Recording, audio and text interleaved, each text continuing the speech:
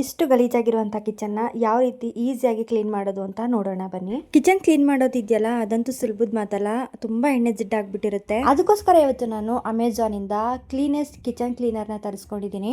ಪ್ರತಿ ದಿನಾನು ನಾವು ಕಿಚನ್ ಕ್ಲೀನ್ ಮಾಡ್ತಾನೆ ಇರ್ತೀವಿ, ಆದ್ರೂ ಸಹ ಎಣ್ಣೆ ಜಿಡ್ಡಂತೂ ಹೋಗೇ ಇರೋದಿಲ್ಲ. ಸ್ಟವ್ ಮೇಲೆ ಹಾಲುಕ್ಕಿ ಸಾಂಬಾರು ಚೆಲ್ಲಿ ಎಣ್ಣೆ ಜಿಡ್ಡೆಲ್ಲ ಆಗಿ ತುಂಬಾ ಗಲೀಜಾಗ್ಬಿಟ್ಟಿರುತ್ತೆ.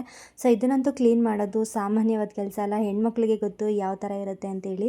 ಈ ಕ್ಲೀನರ್ನ ಜಸ್ಟ್ ಸ್ಪ್ರೇ ಮಾಡಿ 5 ನಿಮಿಷ ಬಿಟ್ಟು ನಾವು ಕ್ಲೀನ್ ಮಾಡ್ಕೋಬೋದು. ತುಂಬ ಎಣ್ಣೆ ಜಿಡ್ಡಾಗಿರುವಂಥದ್ದು ಹಾಗೆ ತುಂಬ ಕಠಿಣವಾಗಿರುವಂತಹ ಕಲೆಗಳೆಲ್ಲ ಕೂತ್ಕೊಬಿಟ್ಟಿರುತ್ತೆ. ಸೊ ಅದು ಹೋಗ್ತಾನೆ ಇರಲ್ಲ.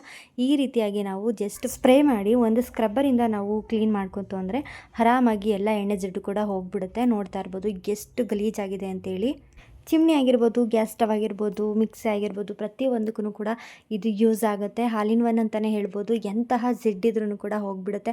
ಸೊ ನೋಡ್ತಾ ಇರ್ಬೋದು ಎಷ್ಟು ಪಳ ಅಂತ ಉಳಿತಿದೆ ಅಂತೇಳಿ. ನಮ್ಮನೇಲಂತೂ ಚಿಮ್ನಿಲಿ ತುಂಬ ಎಣ್ಣೆ ಜಿಡ್ಡಾಗ್ಬಿಟ್ಟಿತ್ತು. ಅದನ್ನು ಕ್ಲೀನ್ ಮಾಡೋಷ್ಟರಲ್ಲಿ ಸಾಕಾಗ್ಬಿಡ್ತಾ ಇತ್ತು. ಜಸ್ಟ್ ಈ ರೀತಿ ಸ್ಪ್ರೇ ಮಾಡಿ ನಾವು ಕ್ಲೀನ್ ಮಾಡ್ಕೊಳ್ಳೋದು ಎಷ್ಟು ಈಸಿ ಅಂತ ಅನ್ನಿಸ್ತು ಗೊತ್ತಾ. ಸೊ ತುಂಬಾ ಹೆಲ್ಪ್ ಆಯಿತು ನಮಗೆ ಈ ಒಂದು ಕ್ಲೀನರ್. ಎಲ್ಲೆಲ್ಲಿ ಕಲೆಗಳಿದೆ, ಎಣ್ಣೆ ಜಿಡ್ಡಿದೆ, ಅಲ್ಲಿಗೆ ಸ್ಪ್ರೇ ಮಾಡಿ ನಾವು ಆರಾಮಾಗಿ ಕ್ಲೀನ್ ಮಾಡ್ಕೋಬೋದು. ಚಿಮ್ನಿಲಂತೂ ತುಂಬ ಎಣ್ಣೆ ಜಿಡ್ಡಿರುತ್ತೆ, ಅದನ್ನ ಕ್ಲೀನ್ ಮಾಡೋದೇ ಒಂದು ದೊಡ್ಡ ತಲೆ. ಥ್ಯಾಂಕ್ಸ್ ಟು ಕ್ಲೀನರ್ ಅಂತಾನೆ ಹೇಳ್ತೀನಿ. ನನಗಂತೂ ತುಂಬಾ ಖುಷಿ ಆಯಿತು. ಸೊ ನೋಡ್ತಾ ಇರ್ಬೋದು ಎಲ್ಲ ಕೂಡ ಕ್ಲೀನ್ ಮಾಡ್ಕೊಂಡಿದ್ದಾಯಿತು. ಇದ್ರದ್ದು ಲಿಂಕ್ ಏನಾದರೂ ಬೇಕು ಅಂತ ಹೇಳಿದ್ರೆ ಲಿಂಕ್ ಅಂತ ಕಮೆಂಟ್ ಮಾಡಿ, ನಾನು ನಿಮಗೆ ಡೈರೆಕ್ಟಾಗಿ DM ಮಾಡ್ತೀನಿ. Thank you.